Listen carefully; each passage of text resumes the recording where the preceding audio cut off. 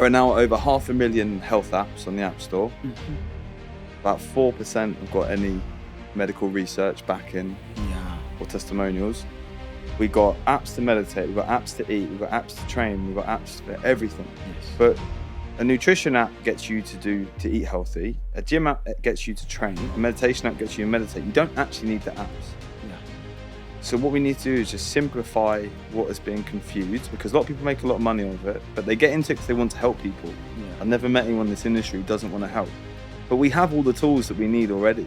And that's why I try and just stimulate the conversation, how can we make work slightly better and create some space?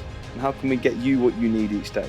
Because if you improve by 1% every day for a year, you're 3,778% better at the end of the year. Hey everyone, welcome to another episode of Your Successful Self with me, Emmanuel Anderson. Today's guest is someone who, looking at his background and how he started out in life, if you had been told to predict whether he was going to be successful in life or not, never in a million times would you say yes. Beginning as an electrician and later suffering an accident from playing Ruby, he was left wheelbound for more than a year and depressed. And in his own words, what he was contemplating at the time was suicide. Well, thank God he never committed suicide and he's here today with us. But unlike many people in life, where if they should find themselves in ugly places in life, they allow their situation to destroy them, he never did. He mastered the courage to turn his life around. Today, he's an international bestseller, a global keynote speaker, and someone who has taken the lead globally as far as workplace well-being is concerned. And now with JAAQ as the Chief Impact Officer, Ryan Hopkins is my guest today. Ryan, welcome to the show. Thanks for having me. What an introduction. That we were talking about getting that right, and boy, did you get that right. Like I was telling you, whenever I have to do any interview, the most important aspect of it for me is the introduction. Well, you nailed it, so you got nothing to worry about. Well, thanks over that. But you quite, come across for me as an interesting person. So since last night, I've been thinking, what's great phrase, to describe this guy when you begin the interview with him? And could you be would you be surprised if I say, looking at my thinking, looking at the way I went about my thinking, I never found any phrase to describe you. And the reason is that I find you so fascinating, so inspiring with what you do.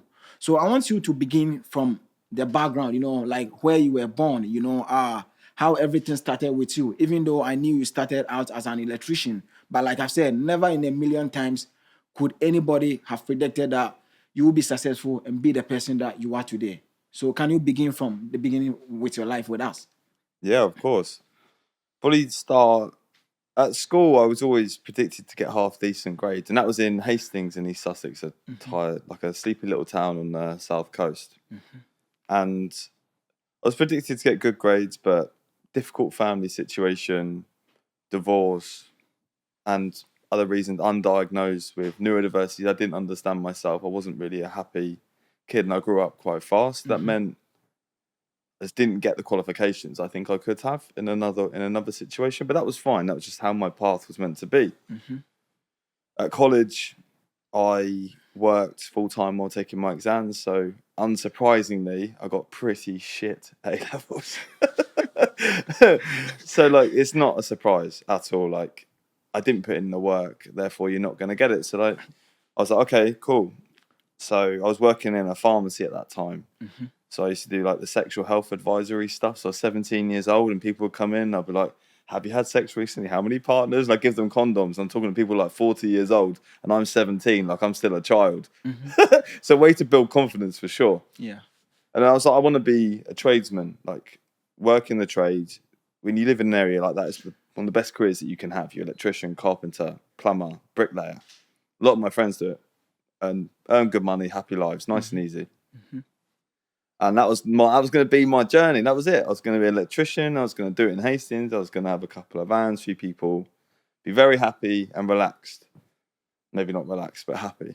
And I was playing rugby when I was 19 and went into contact, and my leg broke, and so did my ankle at the time. And they put it back in, and it was about a year recovery, trying to develop the ability to walk again, and wasn't able to work in that career anymore. That was my identity just gone in an instant. Like, I was an electrician and I was a rugby player, and both those things were just gone in that moment. And I'm trying to, like, I had no identity, I had no hope, I had no future. I couldn't see a way out of where I was, and spiraled into that really nasty place, as you say. From there, with the love of my mum and my nan, at the time, the two greatest, the matriarchs, you know what I mean, of the family, that I came through that period. And then I got a job in a bank, because I was like, again, what do you do? So I was a cashier in a bank. I was a pretty good salesperson, actually. Could sell pretty much anything to anyone. But I was trying to lose the weight because I was just miserable carrying the weight. It felt awful in myself, and then developed some quite unhealthy coping mechanisms to do so. So I developed bulimia, but I didn't know how to tell anyone.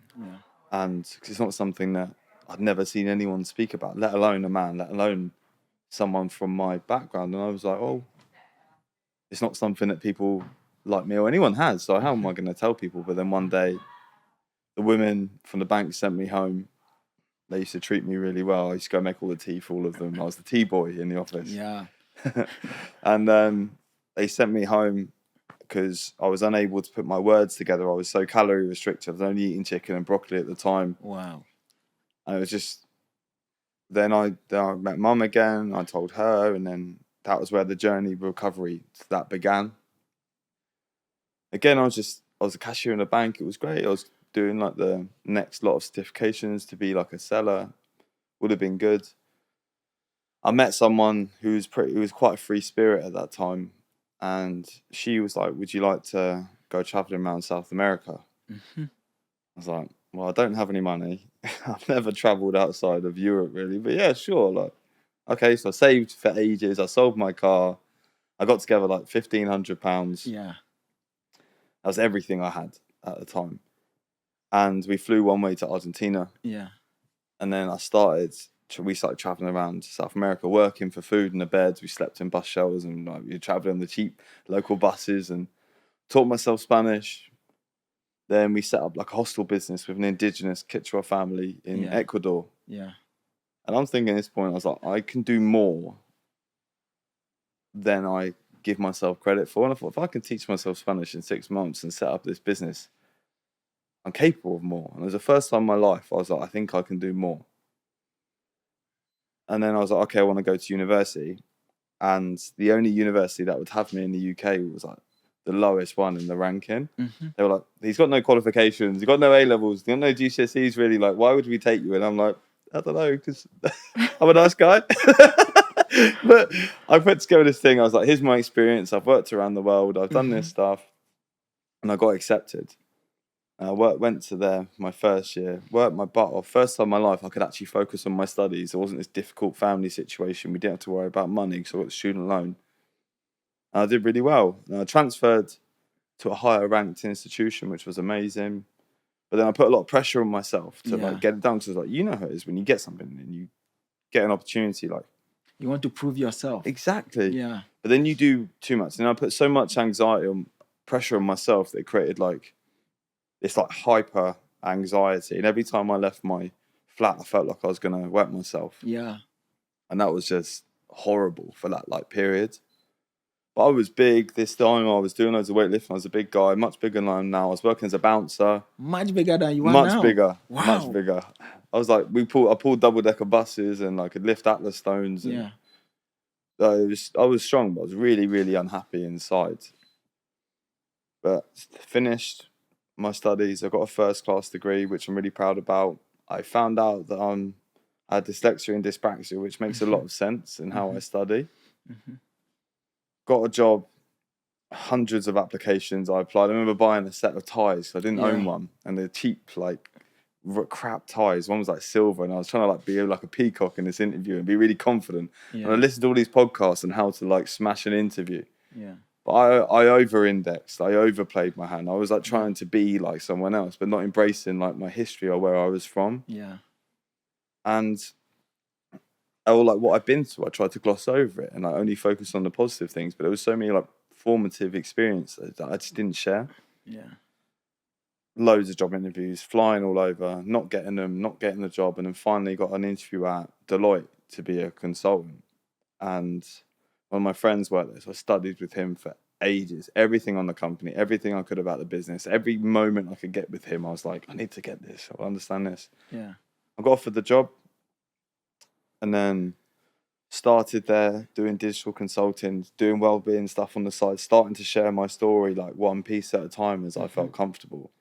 And then you realise there's just so many more people like you. And then I'm setting up little wellbeing functions. And then the business, like, that's amazing.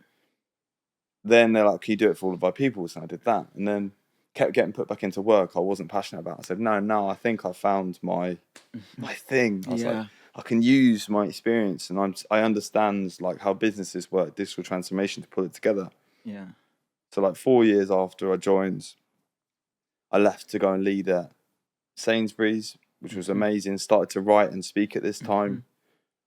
Fortunately, he went for redundancy. Then I got an amazing job at a big tech company, doing more writing and speaking. It's getting bigger. Yeah. About how to make work that's better for people. We're not the issue. It's the system. Need to create the space for people like you to thrive. Yes. Yes. Got made redundant again. And I'm like, oh, no, have I done the wrong thing? And I'm thinking, I could just have, there's so many times there could have been like this easy path. And I've always stepped to the side. Yes. And then finally got offered to come back to Deloitte to set up the wellbeing business, what I wanted to do years before. And this is when it all really, really starts taking off. Because I've been writing and speaking every day for years, I've built a decent audience. I've engaged about over 15, 16 million people now. Yeah, yeah. Got offered the book, the first TED Talk, speaking really consistently now. All of this just feels like the past year and a half has just been the craziest period of my life. But it's been 15, 20 years in the making of like understanding myself, beginning to share the story, beginning to influence others and help them to tell theirs, then to create the systems where people can turn up and thrive. And with the work that I've done across everything, I've positively impacted the lives of over 1 million people now, which is just awesome. And we're just getting started. And now there's the work at JAAQ. I can talk about that later. Sorry, that was a bit long, but it's okay. I don't know how to do it quickly. Like. It's okay. I mean, I am interested in your story because, I mean, you know how, our paths, crossed, I don't know how it came about, but I was one day going through LinkedIn. I don't know what I was doing over there, but you just came into the picture.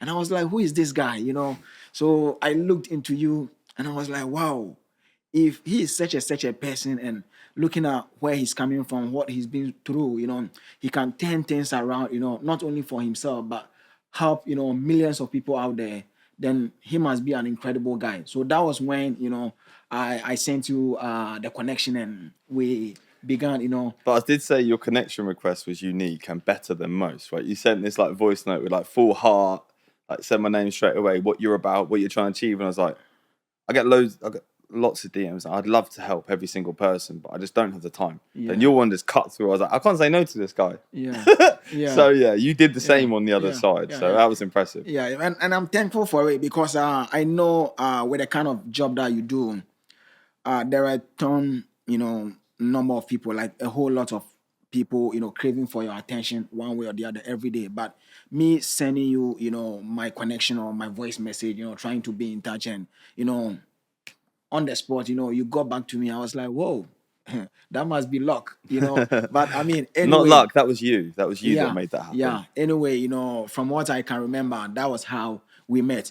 Looking at, the story that you've shared, with respect to your background and the things that you've gone through, your process to being the person that you are now and the work that you do, as far as the space in which you are is concerned now, I picked a whole lot of stuff from the story that you shared. And one of the things that I want to talk about now is the issue of identity, because I think I can't quite remember, but we had an episode here with a psychotherapist, and she spoke about the things that bring some people to her office, and one of the things that came about was people not having meaning in their lives, like losing their identity, not knowing who they are, what they must do with their lives. So, with your own issue, what I want to ask is about, when you lost everything, and you were involved in the accident and you were wheel-bound and depressed, was it because of you losing your identity or the lack of meaning in your life as at that time that made you contemplate suicide and you wanted to take your life? It's a really good question and good point. And I've been thinking about this more recently because I used to struggle looking back. I still tell that story like I'm talking about someone else, right? Like I'm talking about this person here who's had the experience something, not me. It doesn't feel like me anymore. Yeah. But it is me, and that's why I am where I am. So I'm trying to learn to like love that part of my story, but it's difficult because it hurts every time. Yeah. But so I tell it so quickly because I'm just like, just gloss over it. But why that hurt so much at the time? Yeah, because I think there's different levels, isn't there? You got like your current identity, which is who you attach to, how you show up in the world, and that was all stripped away like that immediately, gone. No more being an electrician, no more working building site, no more being one of the guys, no more playing rugby, no more playing rugby. That was everything. That was my support, right? But then there's also like the future identity, which was completely ripped away. And there was no possibility of evolving anything. I couldn't see how I would grow at that moment. I had no qualifications, no money, no prospects. I couldn't move. So I couldn't see how I could get out of the hole. So not only had I lost the identity in the moment, I'd lost the hope of any future improvement as well. And I think that's like a double whammy. I think that's why it hurt more than other times, and why I ended up in a position where I nearly did something that I would have massively regretted, because I couldn't see a way forwards. Whereas other times, when I was bulimic, I kind of like could see how I could come out of it. Or when I was really anxious and couldn't leave my flat without feeling like I was going to wet myself, I was like, oh no, but I will get the degree. But in that moment, there was no future, there was no present. And I wasn't particularly fond of where I'd come from either. So every single tense was unhappy for me. So I think it compounded the identity issue. And I was like, well, not only I look in the mirror, I'm like, not only am I a piece of shit, but you've got nothing to look forward to. Yeah. And it's, hopelessness. Yeah. And it's a sad place. Yeah. So talking of regaining your identity back, and getting to be in this space that you are with the line of work that you do, how did it happen? Was it through the various jobs that you had and working in those spaces that led you to discover the Ryan that we know today and the work that you're doing today and the identity that you embody today? Yeah, two parts. Right. So I like your questions. Good questions, by the way. Maybe you're making me think. I just don't know. That's what it's all about, right? I'm only trying to, ask. No, it's good. I'm like, oh. Yeah. And before I let you answer, let me chip this thing in here is that the reason why I'm asking some of these questions is that, in my own experience, as I go through life, I get to know that the reason why some of us are struggling in the world is because we have no idea who we are and what we must do with our lives. So ending up being everything and anything, and we are getting stressed, anxious, and depressed all the time. It's the reason why some of us find ourselves in those spaces that we find ourselves, mentally, because if you should wake up in the morning and you have no idea who you are and what you must do with your life, obviously, unless, excuse my language, psychologically you are not right, it's going to have a toll on you. You cannot wake up in the morning and just be sitting and be going through life being anything and everything without knowing who you are and what you must do with your life. I've been in that space before and life was crazy for me. That is why I'm trying to ask you some of these 100%. questions so that we help our audience also, to know about themselves and what they must do with their lives to avoid the issue of having to deal with anxiety and those stuff, that we deal with, with our mental Yeah, the reason health. you're asking these questions in such a nice manner is because you understand, right? Given your story as well, which is why I'm grateful you're sharing your insight with the world, and I think it's going to help a lot of people. Yeah. For me, how the identity was regained in that sense of confidence has been like incredibly slow. Now I look and I feel like everything's going quite well, and I'm really excited. But it was like 20 years. Whoa. So like, do you know what I mean? Like, I didn't think much of myself as a kid. I was overweight. I would almost like self-harm with food. That was then replaced with a place where where I was in a position where I wanted to spend my life. That was then replaced by bulimia, which is self-harm. Then I'll come out of that, and then I replaced it with like training and overtraining. And then I went through a period of where I would like sign up to things and do challenges almost as like a self-harm fashion as well. And I've like learned over the years that I don't need to do these things, and the identity is similar as well. Like as I've learned to unpick these like negative elements of my personality or a way of treating myself, it's almost like over years you've improved like tiny bits. You tell a story here, you learn to embrace that little part. You have a conversation with someone about this, you will learn to embrace that part. You do this piece of work with this organization, you hear the impact it has, and over time you can piece it together. I wish there was a formula to help someone do it like that, but I don't think there is. And unfortunately, it's the human experience that you have to experience those moments to realize who you are, and you go through those bits like that. And the squiggly career for me has been really important, because I understand people from all walks of life, and the people I saw previously in the positions leading, telling people what to do, had never lived another life or seen the other side of the coin or understood what most people are going through. And while I can't, and I'm talking from a UK perspective, I can't even begin to understand how your journey, do you know what I mean? So mine is even like not as inclusive as one would think or hope to be. But separately, the identity piece, there's a concept that I love, and it's called kintsugi. And you probably read about it in the book, right? I came across it, from reading the book Kintsugi. So in the 16th century in Japan, the shogun of Japan, they used to have their tea ceremonies, and you kindly made me a coffee before, which is good, by the way. So yeah. Anyway, I'm grateful that you could appreciate it, because my coffee is terrible. I don't know how it's to make caffeinated good brown coffee. liquid. I'm happy. It's good. But they used to have tea ceremonies much more proper than this. They would sit down and have the tea set, let's pour it slowly. You see it, how they're really precise about everything. I think it's lovely. And one of his servants was making him tea, and they dropped his favourite teapot. And back in 16th century Japan, that is a death sentence. That you're getting your head chopped off with a katana or a samurai sword. That's it. You're gone. Sorry, Emmanuel. But he was like, okay, bear with me. He or she was like, let me try and fix it. I said, okay. He was like, the shogun was like, fine, do what you can, bring that back to me. And they brought it back with these like gold staples. These ugly staples. And he was like, that's it, you're dead. They were like, give me one more chance. So they went away and they put back the teapot together with gold glue. So where it was formerly broken, it's stronger and more beautiful as a result. And that metaphor applies for ourselves. I then took the likelihood of me being bulimic, experiencing agoraphobia, anxiety, depression, etc., and I times them together. And the likelihood of all those things together make me 1 in a million. So because of what I've been through, yes, it was difficult. Yes, I would have done anything else to step into someone else's shoes for most of my life. I would have been anyone else. Now I wouldn't change a thing. Because of those experiences, I'm hella sparkly. I'm bloody strong. And I can make tea for anyone. But like the thing is here, like when you're going through them, it doesn't feel like any of this is helpful. Like it's going to be part of your story. It hurts. It's pain. It's pain. And but when you come through the other side and you can look, if you're fortunate enough to come through, a lot of people don't. Then you can look back and you think, if I can go through all of that, I can do anything.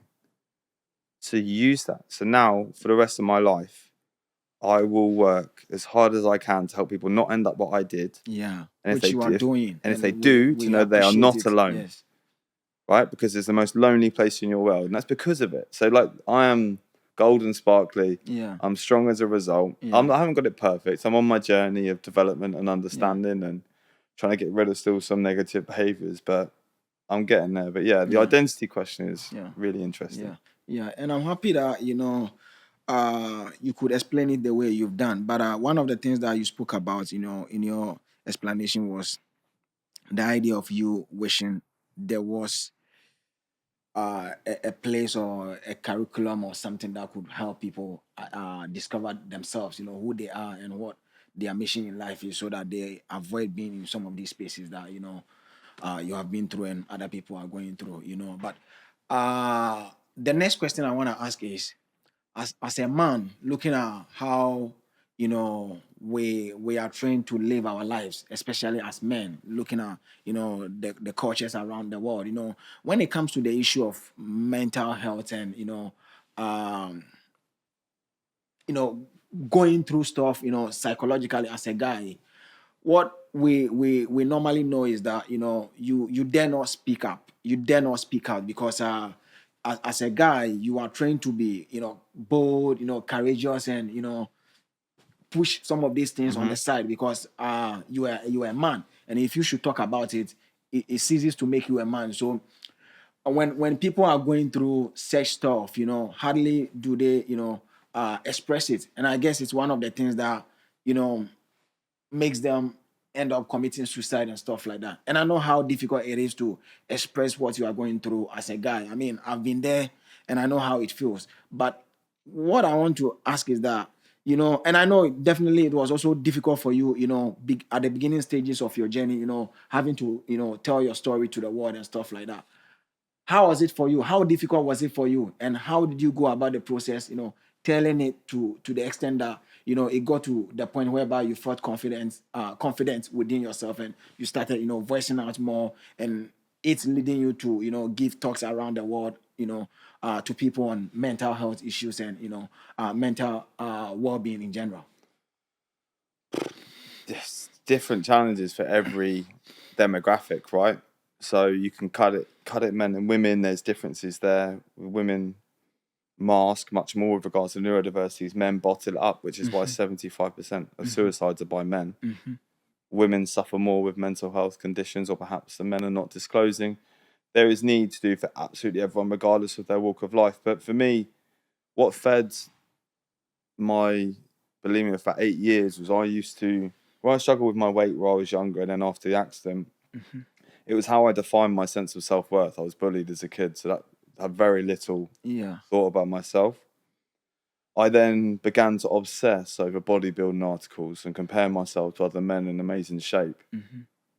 And that fueled the negative behavior. Now, we speak lots about body image, positive body image for women. We can see amazing campaigns from Nike, and they got all sorts of size models, which is incredible. And that's what we want to see, right? That's the range of people. That's how we are. Yeah. We don't see so much of that for men. And as a result, there is a beauty ideal for men that we do not discuss. Yeah. And that if you're either in shape or you're fat or you're thin. Yeah.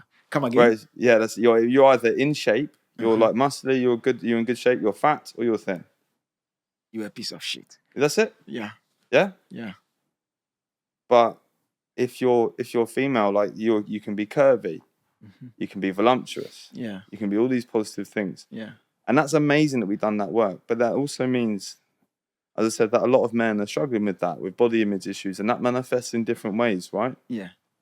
And that was how it manifested for me, and I felt like a piece of shit for most of my life. Yeah.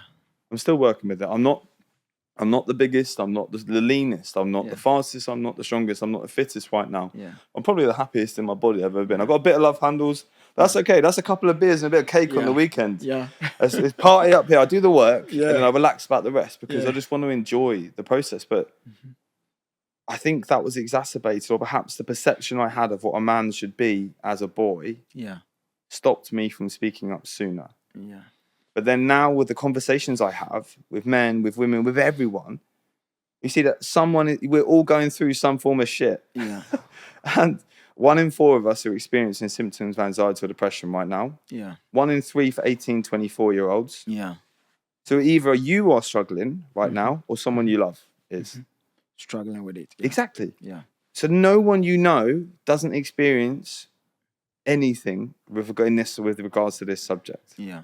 Whether you're male or female. So, and I'm seeing more and more brave men, brave women, brave everyone stand up and share their story. And that's what JAAQ is all about. Yeah. Just ask the question.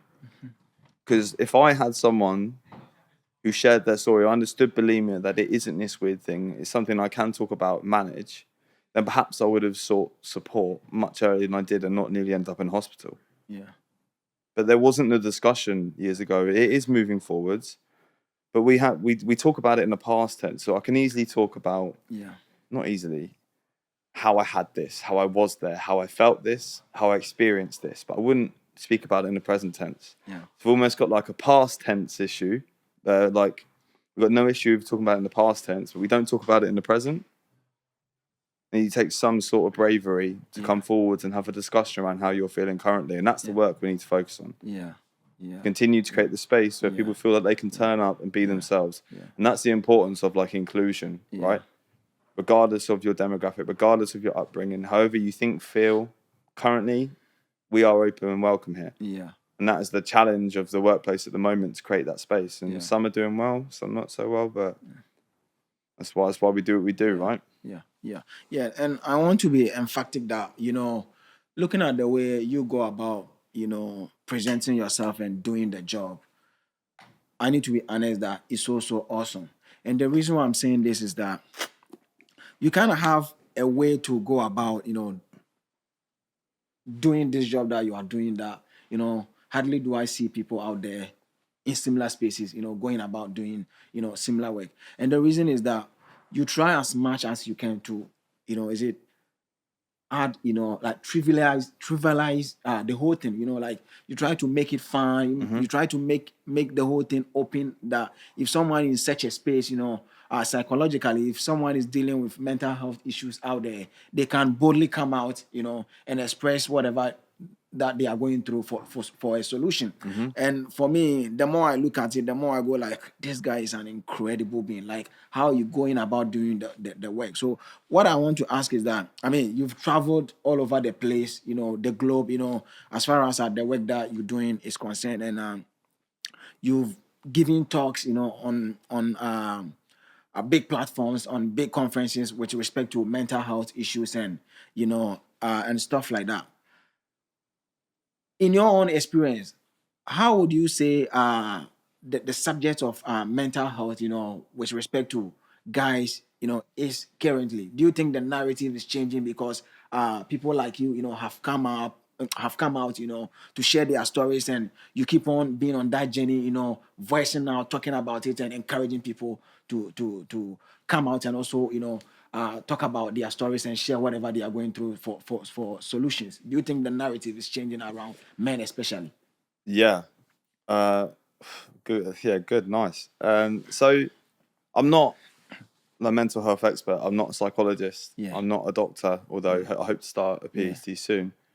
I understand how to create space for people to have conversations. And I prefer to talk about well-being, which essentially is one subjective satisfaction with their life, which incorporates everything. That's relationships, finances, mental health, hobbies, purpose, all of it. And that conversation is definitely changing. But we see it, it's either in complete crisis, so you've got to go to the NHS website and understand clinical depression, or it's so woo-woo and soft that it's like, yoga gets a bashing, yoga is good, but it's yoga or something like that. Or we talk about spirituality, but then it's everything that we do every day, and it's about the well-being is no small thing, but it's made up of small things. And it's about understanding that and just having a conversation about it consistently. What do you need to be your best self today? That's literally it. And to not talk, so we don't need to like pathologize everything as important as it is to get the support. But for the normal conversations each day, like, how can I just remove a tiny bit of friction at work? How can I have a few less meetings, create some space for you to go for a walk? We've overcomplicated what is actually really, really simple.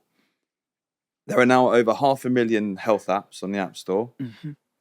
About 4% have got any medical research backing or testimonials. We got apps to meditate, we've got apps to eat, we've got apps to train, we've got apps for everything. But a nutrition app gets you to eat healthy. A gym app gets you to train. A meditation app gets you to meditate. You don't actually need the apps. Yeah. So what we need to do is just simplify what is being confused, because a lot of people make a lot of money off it, but they get into it because they want to help people. Yeah. I've never met anyone in this industry who doesn't want to help. But we have all the tools that we need already. Yeah. And that's why I try and just like stimulate the conversation. Like, how can we make work slightly better and create some space? And how can we get you what you need each day? Because if you improve by 1% every day for a year, you're 3,778% better at the end of the year. Yes. Yes. If you just shake your leg, like literally just rock it all day, you'll burn 300 calories if you do that for 8 hours. Yeah. It's the little things that matter. Yeah. And that's what we got to have the conversation about. It's not, we support people when they're struggling. Yeah. If you look at the NICE framework, essentially it shows like how we support people with mental health, where people find each bucket. 1% needs acute care, 4% are really struggling. Then the buckets on top, so we're neglecting people in the most of the day-to-day conversations. Yeah. What we need to do is just have the conversations each day about what people need. I started this show called Toilet Break Wellbeing. Yeah. That was how the book came to be. I thought it was going to be my book. Yeah. I was like, if you do 10 press-ups every time you go to the toilet this year, you'll do 29,200 press-ups. It's all about the small things. It's never achieved overnight. It can be lost immediately in a freak accident. I hope that never happens to people. But it's about what we do every single day, the little decisions we make. And when we unconfuse the subject, we say, where do you want to be in a year? Where are you at now? And how do you get there? I want you to create the time for it, a little bit of time each day, inside of work, outside of work, and then focus on the little decisions. That is it. Yeah. So when we simplify it that way, we can work out what each person needs. The whole point of the book is week 1 might mean nothing to you, but week 2 might help. And I don't seem to or presume to understand what you need. I rather want to have the conversation and create the space for it, protect that space, and help you to get it done. Yeah. And that is it. Yeah. Yeah. That is it. Yeah. And the whole toilet break thing was like you flush and you flourish. It was a bit of a joke at first. Yeah. I did it on the toilet. Yeah. And I was like, if you do these little things regularly, did like 100 episodes. And people, they used to see me at conference. They're like, you're the toilet guy. And I was like, sure. Yeah.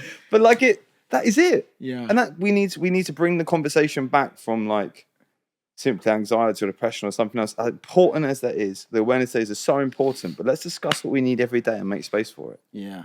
Yeah. Yeah. And I like the fact that, you are so honest when it comes to some of these things that you talk about. And the reason why I'm saying this is that, like you said, with respect to apps on well-being and mental health, stuff being out there and only 4% of it, are what are giving people result. It's the same with gurus on the internet, Yeah, some dude spent a week in an ashram, and now he's telling people that meditation is the key to fix everything. You're like, yeah, but you're not working a 14-hour day. Yes, and my issue is they generalize everything. You can't. But in your own situation, you are being honest, and the reason why I'm bringing the honesty into the picture is that when I picked your book and I was reading it, right from the introduction, I came across certain words, and I was like, whoa, this guy is really exceptional. He's not claiming to be the kind of person who knows it all. He's trying to let you know what he's gone through, his experiences, what he's learned, and from what he's learned, he's presenting to you some solutions. And on top of it, he's telling you that my solutions are not going to be the overall solutions to help you out. Just go through the book or go through my solutions and pick, the ones that help you and the ones what helps me and you is not going to help a 58-year-old menopausal woman. It's not going to help a menopausal woman or a young man or a young bloke who's just had a kid with his partner. You know what I mean? It doesn't. But people come into this space and they say, "This is what you need." Yeah. I'm like, no. Yeah. Absolutely. Absolutely. And for me, I intentionally picked these words, when I started reading the book, and I want to read them to you and to our audience for them to know, for them to know that you are the real one. At least in my own opinion, you are the real one. You said the most important aspect of well-being is that it's personal. What works for me will not work for you necessarily. We all have different needs, and so any well-being expert who claims to know exactly what you need will undoubtedly be wrong. Man, when I wrote those words, when I read those words, it gave me chills. I was like, whoa, this guy isn't here for the sake of just, wanting to make money. He really wants to help people. That is why he's been so honest, like this. So for that aspect, I want to really appreciate you, on that, because like I've said, there are not so many of us, out here, trying to help people genuinely without money being their sole focus. But you are out here, and from what you've done and based on the things that I've seen about you or read about you, I've seen that it's not about the money for you, that it is, about helping people, So I want to appreciate you on that. Now I want to, continue the conversation with the book. How did the idea of, writing the book came about? Like at what point in your career or in your life you realize that, yes, I'm out here, giving self-awareness and giving education to people as far as well-being is concerned.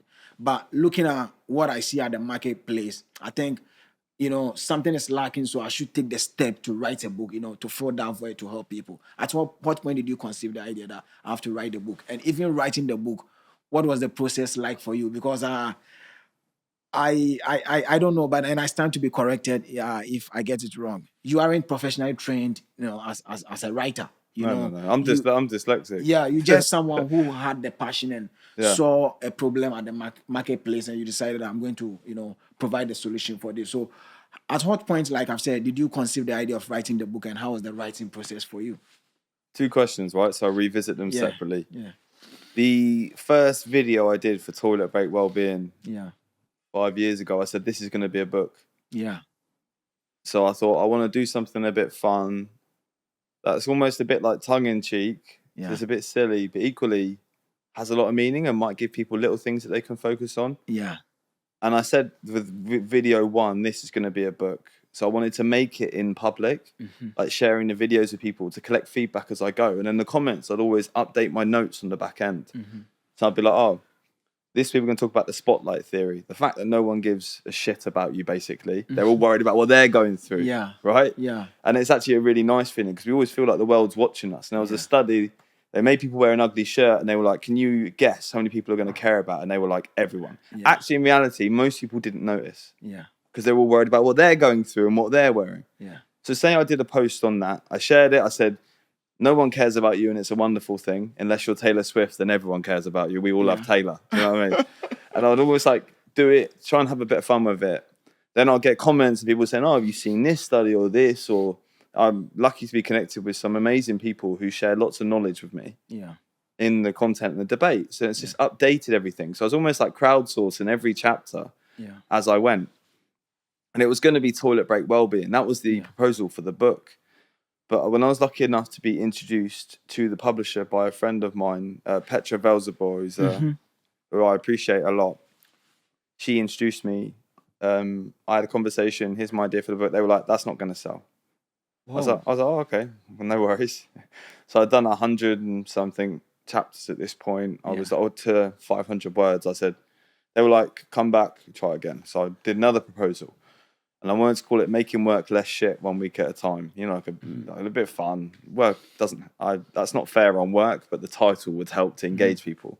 We don't have swear words in our books. Like, that's not for us. So I was like, oh, okay, one more chance. Yeah. And then they came back and I was like, oh, what about 52 weeks of wellbeing? Like a no-nonsense guide. As you say, chapters on a certain subject and then questions help you work out what you need. Yeah.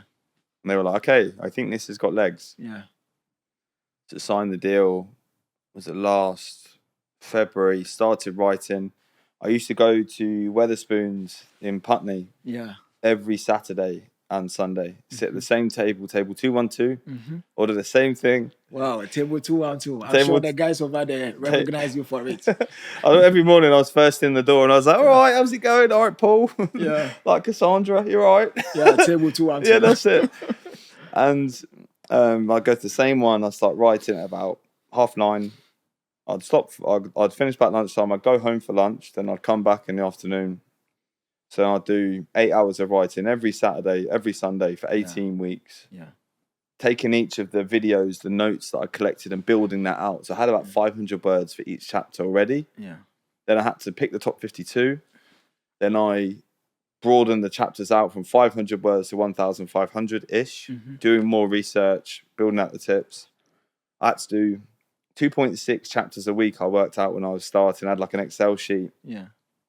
And every week I'd do like 4 or like 3, and then the number was getting less and less. It was like, oh, you got 2 a week to do, or then 1.8 a week to do. So the pressure was coming off. Yeah. And I was like, at the end, I had 10 more chapters to go. And I was like, I'm going to treat myself and fly to Sicily. Yeah. And travel along the north coast of Sicily to feel like a real writer. Yeah. And I finished it like in 3 different Sicilian towns was when I finished the book. Wow. So the process, I loved it. People say it's really difficult. I was fortunate enough to work with an amazing commission editor, Matt James, at Kogan Page. He was an absolute dream to work with. Yeah.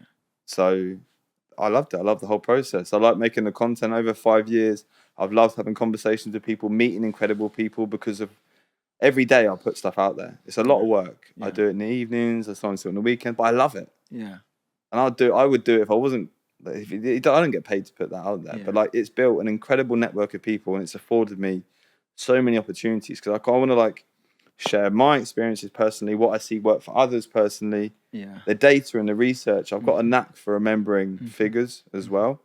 So I kind of bring it together, like having fun, being data led.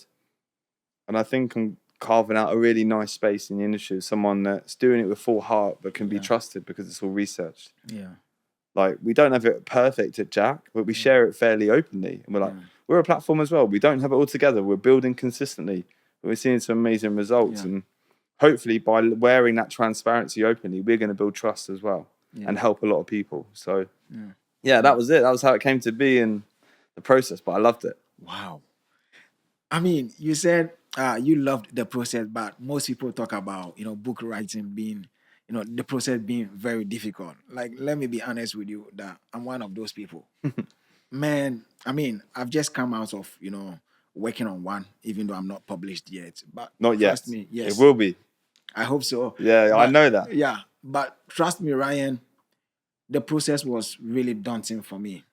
And I guess it's because somewhere along the line, if you don't have someone, going on the journey with you, that is how I think the process become very difficult. Because when I was working on my own, there wasn't anyone, along the journey with me.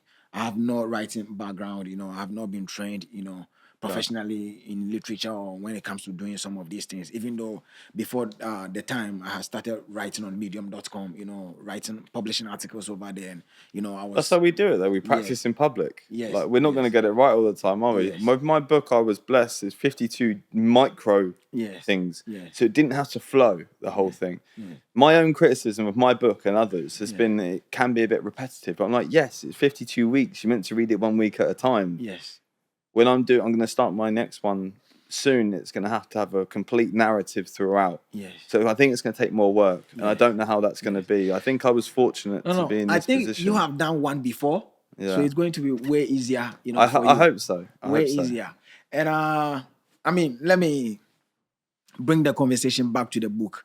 It's made up of 52 nuggets of wisdom. 52. How do I put it? Ways that you can use to cater for your well-being and your sanity.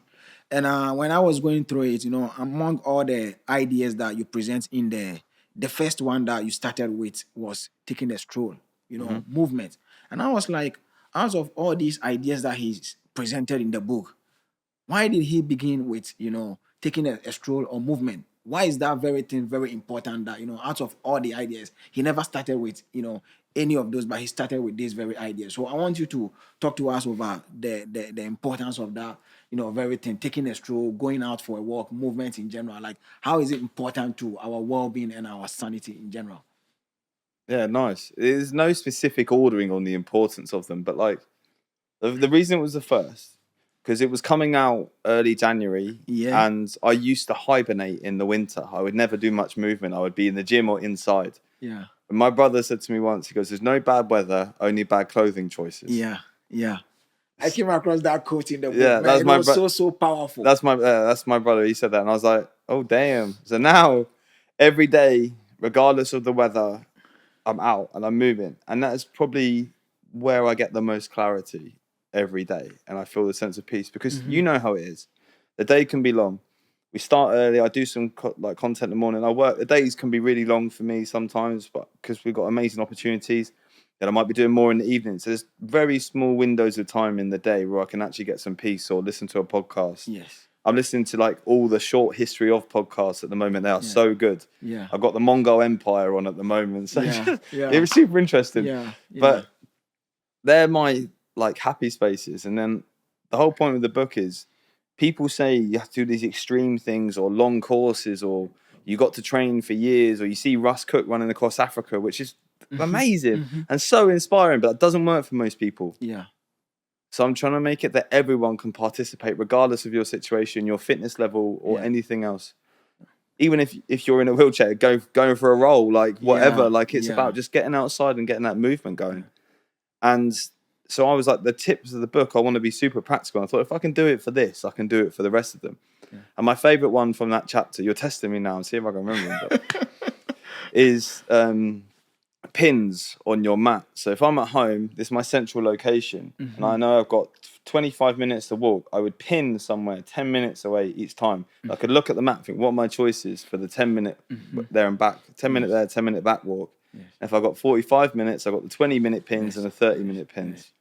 And you know, you can get somewhere, get a coffee, turn around and get back in time. Yeah. So it takes the pressure away. Because if you're like, oh, I don't know where I'm going, maybe, don't know if I have time, you won't do it. Yes. So if you have it all mapped up, there's something really nice about the consistency.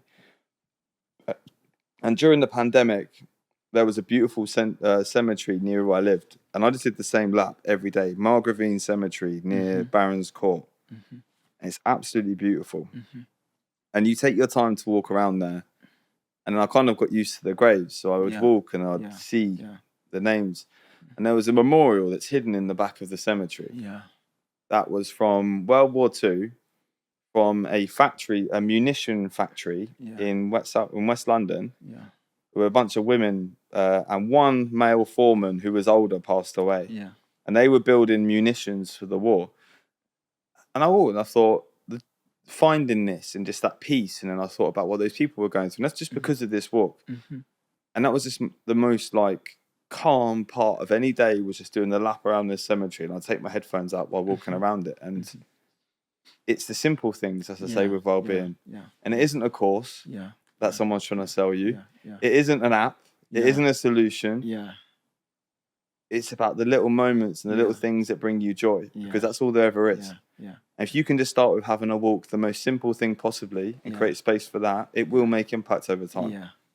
And I like the fact that, you know, in the book, you know, you state it emphatically for the reader to know that, hey, you can come up with a million, you know, excuses about why you cannot do certain things to care for your well-being. And you, how do I put it? You state it emphatically that, like, make it, like, bring some sort of intentionality into it and make it a thing about your life that at this point in my life, or at this point with my time, I'm going to block out this time for me. I'm going to use it to cater for myself, you know, my well-being. If I have to go for a walk, I will do that. If I have to do any of the things that I feel like when I do, it's going to ensure that I'm well, you know, mentally, physically, emotionally, you know, and all that, you know. So I appreciate that fact. I want you to speak to us about the importance of gratitude, you know, the importance of vulnerability, you know, and because some of these things are the things that I came across in the book, and I was like, whoa, when it comes to our well-being and our sanity, some of these things play a part in it. Like how? You know, can you expand on it for us? Yeah. The vulnerability thing is like authenticity for me. And it's just being like, this is where I'm at now. This is where I feel. This is what I can contribute. It's taken years and years to develop that muscle. To be able to do so publicly. It's not easy because it can feel weak, especially for... I'm not going to doubt you on that, because even with this podcast, I mean, everybody could see that I'm talking with you, but trust me, only God knows how nervous I feel. Yeah, you know, but you're not showing it. Oh man, come on! I'm really nervous. Trust me. You know, so I agree with you on that. But that's what you sharing that. That's authenticity for me. Vulnerability gets a bad name now. It sounds like you're almost having to put yourself in a position of weakness to share something so people empathize with you. But especially when it comes to we guys. That's it. So it's not so much that, it's more just being authentic. Like, I'm good today, I got this. I'm not so good today, I got this. I can give you 80% today rather than 100. And by you showing that attitude and being like that, I take it to extreme. I share fairly openly all the time, right? So I'm an outlier. Ignore me. Yeah. I don't count. Yeah. But for most people on the team, if you start to show up and you share those little bits, you'll realize that everyone wants to help. Yeah. No one is going to say that's unreasonable. Yeah. No one. Yeah. I've not met one person who has. I'm sure there are. There's narcissists and that out there. Do you know what I mean? But like, by sharing that stuff and by sharing those little things and what you need in a moment that you need it, people will come around you because from a purely financial and organizational perspective, if we don't create the environment where people can do that, they will go off sick, they will leave the business. The cost of that is eye-watering. Yes. The cost of poor mental health in the UK economy, according to Deloitte's latest research this year, is £53 billion. Yes. In absenteeism, attrition, presenteeism. Yes. That's the cost of not letting people have a discussion around how they feel, ultimately. Yes. That's the first step. Yes. You create that, people like you, myself, anyone in my team can feel that they can come and speak to me, say how they feel. I will support them to stay there. If they need the time, I'll give that to them. So for me, it's not so much vulnerability because it's almost got like a negative connotation. It's just authenticity. Like, tell me where you're at right now. Yeah. And that's why trust is the second biggest driver of positive well-being at work. Yeah. Being energized by your work is number one. Yeah. Trust is second and inclusion is third. Yeah. And it totally makes sense when you think about it. Yeah. Imagine finishing the workday with more energy than when you started. Yeah. And me being able to come to you as my manager and say, this is where I'm at right now. Yeah. And for you to say, I hear you, I know you're struggling, I got you. We're like an inclusive culture here. I'll support you through that. Yeah. That's like an enlightened workplace. Yeah. And a lot of that falls on the manager, but they don't get the support often they need to create the environment where people can thrive. But super interesting. Yeah. But, it's one of the things that, if you're looking at the whole situation, it's the most difficult thing to do, especially when you find yourself working at these corporate offices. Because, I've had a corporate job before this day, and looking at my experience, it's probably the reason why I don't fancy the idea of working in corporation before or something like that. But what I can tell, back then from my experience is that these same people that you are with and you think they've got your interest at heart and they will be willing to be there for you, when you are going through some of these things or you are going through low moments in life. They are the same people who, when you get to discover the true picture, you realize that they don't, excuse my language, they don't give a shit about you, And for me, with my corporate job at the radio station back home in Ghana, as at then, I don't know if I use this word, it's going to paint the picture right. But most of the people that I found myself working around were fake. They will tell you this and the next moment, and the working environment at the office was more of competition all the time. So instead of being there for each other, the other person is looking at where you are weak at, or where you fall short, to use them, to use those things against you so that they could rise, and it was a horrible experience for me. And trust me, from that experience, the idea of having to work at a corporate office, and I've never fancied that, So I agree with you with what you are saying, but then again, I see it to be a very difficult thing, having to share, what you are going through, with your colleagues at the office or even the manager, who knows, what the picture they have in their mind about you, and going into that spot to share that very thing, with them, they are not going to use that against you. Things have changed quickly since the pandemic and the understanding of the importance of prioritizing the well-being of the people, because the work is being done now to calculate the cost of not doing it. Previously, when was it you were working that radio station? This was 2015, 2016. Things have changed. Things have changed a lot. That might, sure, that sounds horrible. There's no doubt. Right? That's not for a debate. Yeah. But I hope that the research that's being done by lots of amazing people, the teams at Deloitte, or the brokers, healthcare companies, Oxford University, London, South Bank, loads of amazing places are doing some cracking research to show the value of focusing on the people at work. It's now undeniably a priority. We still need to do more to help leaders understand the cost of not looking after their people, but that is often a greater opportunity for an organization in driving people harder and getting more out of them, creating those cultures to rise to the top. and the focus is being done now on creating inclusive environments. It can feel difficult, it can feel slow, and there are moments and you can't manage all situations. You get outliers and managers that are not right and not good managers. They were promoted because they were good individual contributors, not good managers. Yes. But the refreshed focus and research, I think, is shining a light on the importance of creating cultures where people can thrive. I think it's changing. How that plays out on the ground is slow. It's slow to trickle down, but I do think it is changing. So I've been in places where there weren't like nice cultures. So they do exist. Yeah. And you can't beat it all. But I do believe that is changing, and the work in the space is pushing that forwards. Yeah. And now you have been in the space doing the work that you do for over 10 years now. You've helped millions of people out there in the world. You've traveled around the world, giving keynotes, speeches, talking at conferences as far as well-being, especially at the workplace, is concerned. And you were recognized, not long ago as a global emerging, well-being leader. How did that feel when you had that, recognition? And, did it ever feel like, I'm doing something right and I'm going somewhere at all when you received that recognition?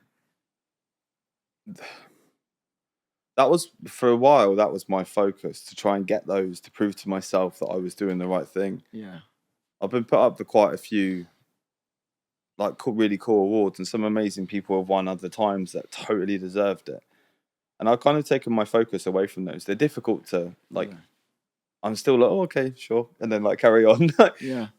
But the things, recently someone reached out on LinkedIn and she said that she had an eating disorder and that she only felt comfortable about sharing it with other people after hearing me share my story. That's what I care about. That's the power. That's all of it.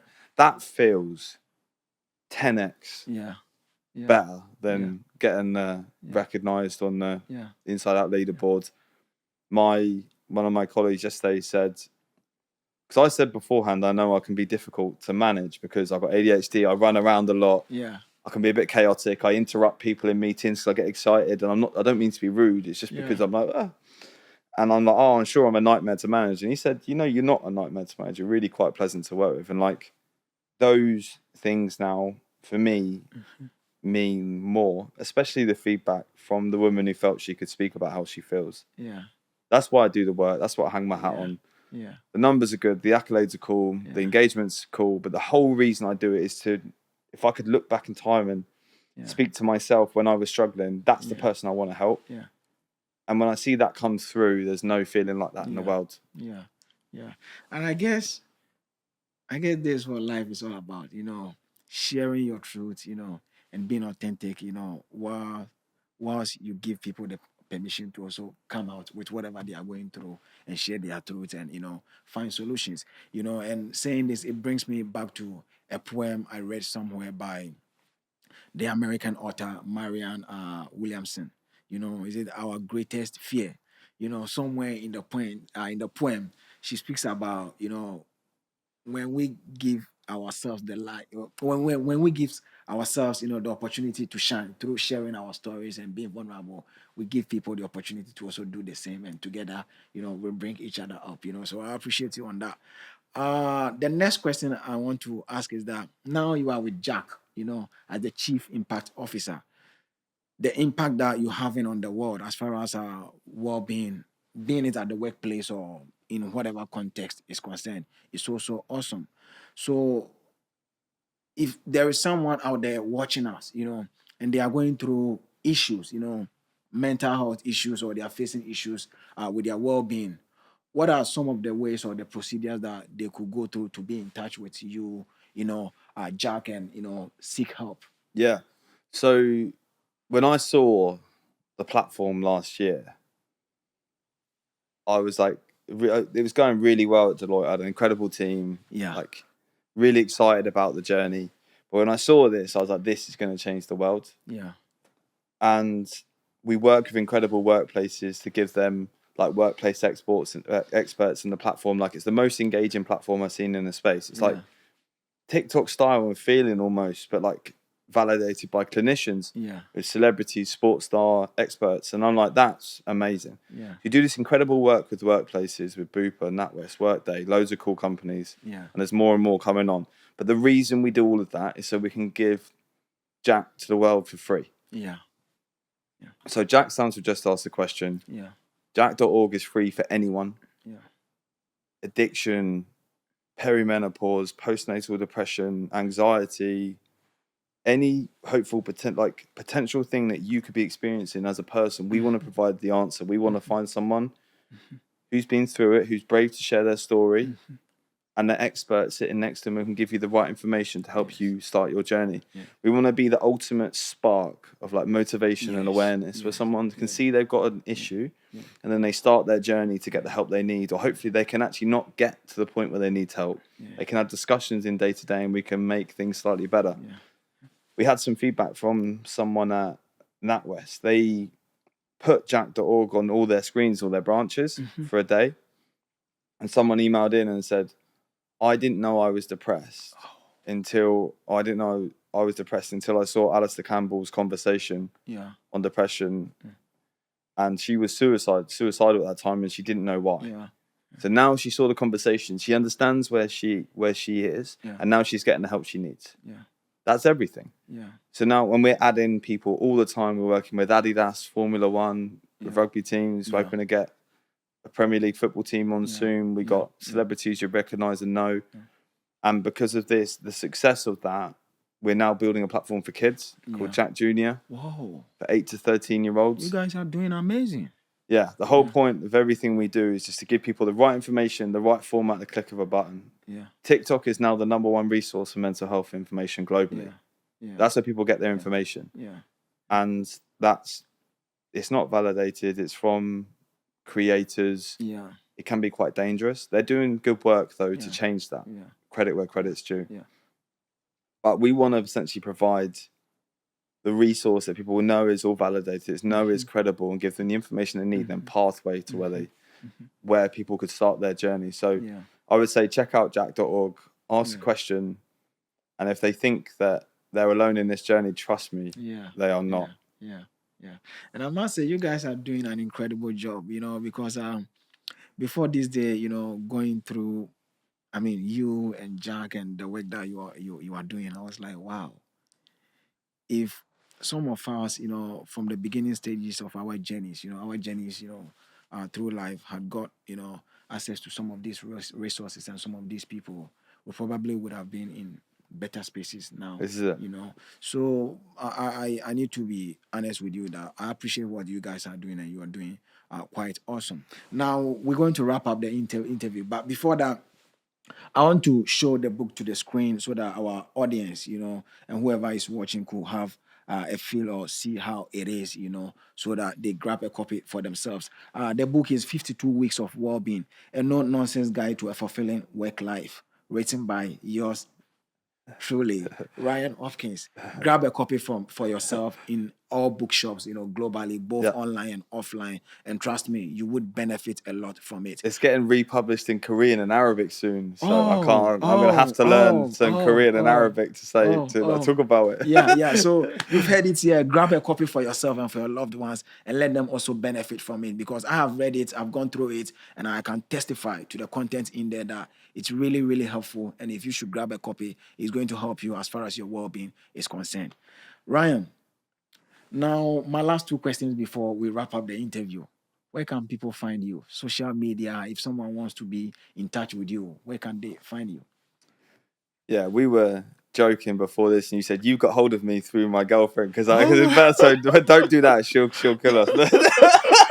But you said you get a quicker response from her, so that's smart. But and the reason is that I know the work you do, and the attention that people crave, to have from you, with the problems that they have. So in trying to be in touch with you, I was like, he gets a lot of emails and some of these things all the time. How would I be able to stand out and be before him so that he can recognize that, it's this guy trying to be in touch? So just the organization of the interview is funny. We're going through her. Don't do that. It's if you hit me up on LinkedIn. That's where I'm most active. It's Future of Wellbeing on Instagram and TikTok. And I've got a website where you can see more about me. It's theryanhopkins.com. Yes. And now my last question, and it's the last question that I ask, with every interview, and it's about, your definition of success. And the reason why I ask this question to every guest that we get to have on the show is that our platform is all about helping people, with the success strategies and tactics that people like yourself have used, to become successful in life and be in the spaces that you are in the world and, serving the world.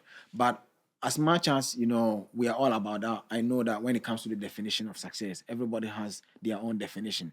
And so whenever we get any guest to be on the show, I ask them to know about their definition of success. So I want to ask you, what's your definition of success? Interesting. I'll talk about it for success from my perspective, right? Yes. Not the work that I'm doing or the book or anything else. I think growing up, I never thought about what I was capable of or reaching for more than people told me I was capable. Yeah. If I was an electrician, you'll be an electrician. If I was in a bank, you'll be a banker. But now I define what I can do. I define my limits. Yeah. So I think, and then they're ginormous now. But it's take the time to work out what your best self looks like. Live that person, feel them. Yeah. Step into their shoes, shut your eyes, experience a day. What does that day look like? What are they doing? Yeah. What are they eating? What are they smelling? What's the weather like? Yeah. Make that person so strong. Yeah. And then focus on the little things every day to move towards them. Yeah. Right? Yeah. Just show me how you spend your year this year, and I'll show you where you'll be. Yeah. Right? Like, show me what you're doing every day, and I'll show you where you'll be in a year's time. Yes. It's the little things that matter. Make that compelling vision so loud. Yes. Focus on the little things every day. Mm-hmm. Little things. Don't sweat the details. Mm-hmm. If you miss a gym session, don't worry about it. Yeah. But keep turning up every day to move to that person. Mm-hmm. And they'll be there sooner. Yeah. You can realise I've got like a vision board. I'm like ticking things off, and I'm like, this is mad. Yeah. But that person is so strong now. I don't let anyone define my limits, and I'm working towards being that best version of myself. Yeah. And it's freeing. It's exciting. Yeah. And it's been a journey, and I can't wait to see what comes next. Yeah. And thank you for having me. Yeah, I mean, your definition is also awesome. It falls in line with what we stand for here at Your Successful Self. And for me, the reason why I'm saying this is that for me, success to me is all about connecting to who you are. I remember you saying this in the park. It's exactly yes. And living in that direction, because I am of the belief that we are in this world for a purpose, and so discovering who you are and connecting to that purpose and living in that direction, that is success. Because if not, then who are you? So I appreciate your definition. And Ryan, I want to thank you so much for making up the time, to appear on our show. And thanks so much, man. Pleasure. Thank you for having me. Yeah, thanks so much.